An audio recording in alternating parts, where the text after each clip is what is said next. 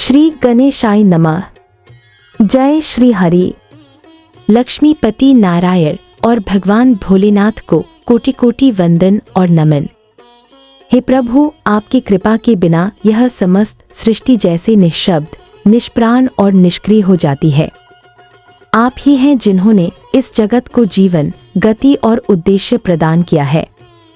आपकी महिमा असीम है। बिना आपके आशीर्वाद के न तो कोई श्वास ले सकता है, न कोई कर्म सफल हो सकता है। हम हृदय की गहराइयों से आपके पावन श्रीचरणों में श्रद्धा के पुष्प समर्पित करते हैं। प्रिय श्रद्धालु जनों, आप सभी का हमारे इस पावन और आध्यात्मिक चैनल पर हम सच्चे मन से स्वागत करते हैं। आपके जुड़ाव से ही हमारा यह प्रयास सफल और सार्थक बनता है। मित्रों, आज हम नाग पंचमी के विषय में विस्तार से चर्चा करेंगे और इससे जुड़ी पवित्र कथा का श्रवण करेंगे।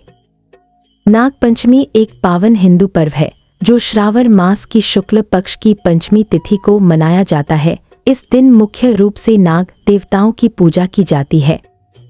नाग पंचमी पर विशेष रूप से शेषनाग, वासुकी, तक्षक, करकोटक, पद्म, मणिभद्र, धृतराष्ट्र आदि प्रमुख नागों देवता की पूजा होती है। क्योंकि भगवान शिव के गले में वासुकी नाग सुशोभित है, इसलिए शिवजी की पूजा भी इस दिन विशेष पुण्यदायक मानी जाती है। श्री कृष्ण द्वारा कालिया नाग को पराजित करने की कथा भी इस दिन स्मरण की जाती है। अतः श्री कृष्ण का स्मरण और पूजन भी शुभ होता है। नागों देवता की तस्वीर या मूर्ति को दूध, कच्चा दूध, पुष्प, अक्षत आदि अर्पित किए जाते हैं। घर के द्वार या दीवारों पर गोबर या मिट्टी से नागों की आकृति बनाकर उनकी पूजा की जाती है। नाग पंचमी पर महिलाएं व्रत रखती हैं और नाग देवता से परिवार की रक्षा की प्रार्थना करती हैं। मित्रों, आइए अब नाग पंचमी से जुड़ी इस दिव्य कथा का श्रवण करते हैं। प्राचीन काल में एक सेठी थे जिनके 7 पुत्र थे और 7 के विवाह हो चुके थे। सबसे छोटे पुत्र की पत्नी श्रेष्ठ चरित्र की और सुशील थी, परंतु उसके भाई नहीं था। एक दिन उस घर की बड़ी बहू ने घर लीपने के लिए पीली मिट्टी लाने के लिए सभी बहुओं को साथ चलने को कहा, तो सभी एक साथ डलिया और खुरपी लेकर मिट्टी खोदने के लिए निकल पड़ी। जब बहुएं मिट्टी खोद रही थीं, तभी वहां एक सर्प निकला जिसे बड़ी बहू खुरपी से मारने लगी। यह देखकर छोटी बहू ने उसे रोका और कहा, इसे मत मारो, यह बेचारा निरपराध है। यह सुनकर बड़ी बहू ने उसे नहीं मारा। तब वो सांप एक ओर जा बैठा। तब छोटी बहू ने उससे कहा, मैं अभी लौट कर आती हूँ, तुम यहाँ से जाना मत। इतना कहकर वह सबके साथ मिट्टी लेकर घर चली गई और कामकाज में फंसकर सर्प से जो वादा किया था वो उसे भूल गई। उसे दूसरे दिन वह बात याद आई तो वो सबको साथ लेकर वहां पहुंची। सर्प अभी भी उस स्थान पर बैठा था, जिसे देखकर छोटी बहू बोली, सर्प भैया नमस्कार। सर्प ने कहा, तू भैया कह चुकी है, इसलिए तुझे छोड़ देता हूँ, नहीं तो झूठी बात कहने के कारण मैं तुझे अब तक डस लेता। वह बोली, भैया मुझसे भूल हो गई, उसकी क्षमा मांगती हूँ। तब सर्प बोला, अच्छा तू आज से मेरी बहन है और मैं तेरा भाई, तुझे मुझसे जो मांगना हो मांग ले। वह बोली, मेरा कोई भैया नहीं है, अच्छा हुआ तुम मेरे भाई बन गए। कुछ दिन व्यतीत होने पर वह सांप मनुष्य का रूप रखकर उसके घर आया और बोला कि मेरी बहन को भेज दो। सबने कहा, इसका तो कोई भाई नहीं है, फिर तुम कौन हो? तो वह बोला, मैं दूर के रिश्ते में इसका भाई हूँ, बचपन में ही बाहर चला गया था। उसके विश्वास दिलाने पर परिवार के लोगों ने छोटी को उसके साथ भेज दिया। उसने मार्ग में बताया कि मैं वही सर्प हूँ, इसलिए तू डरना मत और जहाँ चलने में कठिनाई हो वहाँ मेरी पूंछ पकड़ लेना। छोटी बहू ने वैसा ही किया और इस प्रकार वह उसके घर पहुँच गई। सर्प के घर के धनैश्वर्य को देखकर वह चकित हो गई। इस तरह से वो उसके घर में रहने लगी। एक दिन सर्प की माता ने उससे कहा, मैं एक काम से बाहर जा रही हूँ, तू अपने भाई को ठंडा दूध पिला देना।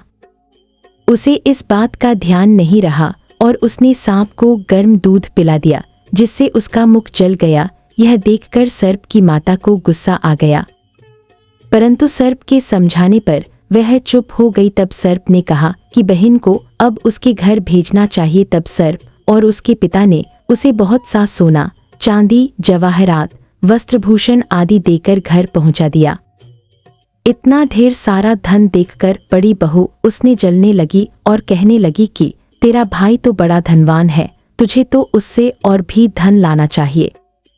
सर्प ने जब ये वचन सुना तो उसने सब वस्तुएं सोने की लाकर दे दी। यह देखकर बड़ी बहू ने कहा, इन वस्तुओं को झाड़ने की झाड़ू भी सोने की होनी चाहिए। तब सर्प ने झाड़ू भी सोने की लाकर दे दी।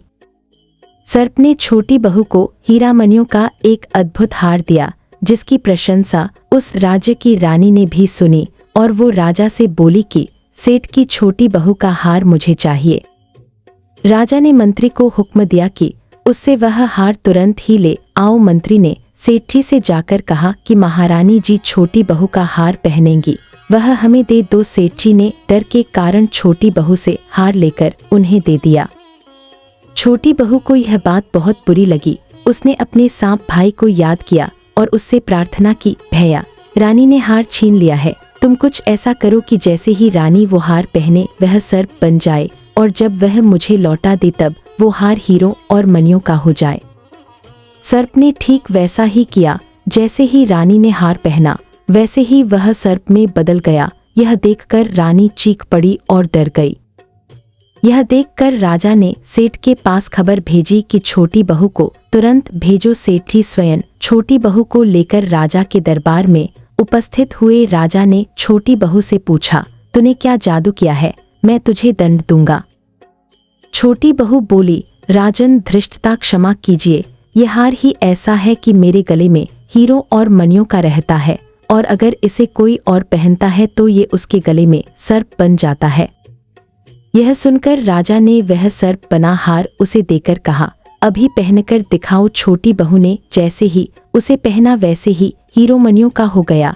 यह देखकर राजा ने प्रसन्न होकर उसे बहुत सी मुद्राएं भी पुरस्कार दिया।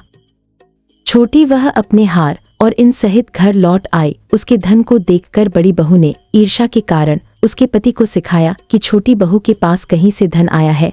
यह सुनकर उसके पति ने अपनी पत्नी को बुलाया और कहा कि ठीक ठीक बता, ये धन कहाँ से आया है। तब वह स्त्री फिर से अपने सर्प भाई को याद करने लगी।